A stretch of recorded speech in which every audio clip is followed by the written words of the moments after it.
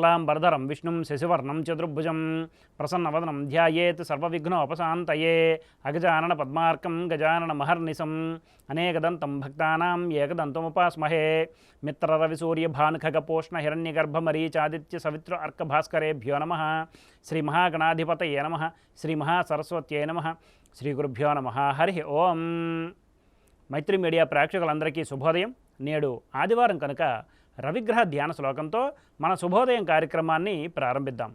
ఓం జపాకుసుమ సంకాసం కాశ్యపి అయం మహాద్యుతిం తమోరిం సర్వ పాపఘ్నం ప్రణతోస్మి దివాకరం అనే ధ్యాన శ్లోకాన్ని నేడు అవకాశం ఉన్నంత వరకు పారాయణ చేయండి.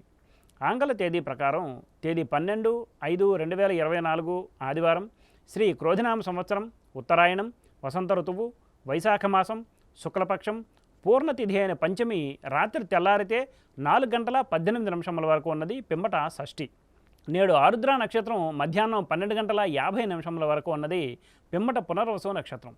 ఈరోజు వర్జ్యం రాత్రి 1:21 నుండి 2:59 వరకు ఉన్నది. దుర్ముహూర్తం సాయంత్రం 4:35 నుండి 5:26 వరకు ఉన్నది. నేటి సూర్యోదయం 5:27 కాగా సూర్యాస్తమయం సాయంత్రం 6:17. నేడు ఆదివారం కనుక పశ్చిమ దిశగా ముఖ్యమైన ప్రయాణాలు అనుకూలం కాదు. మరియు ఉత్తర దిశగా చేసే ప్రయాణాలు ధాన్య లాభాన్ని చేకూరుస్తాయి. ఇక నేటి శుభ సమయాలను పరిశీలిస్తే ఉదయం 7:30 నుండి 9 వరకు, మరలా రాత్రి 6 నుండి 7 వరకు మంచిది.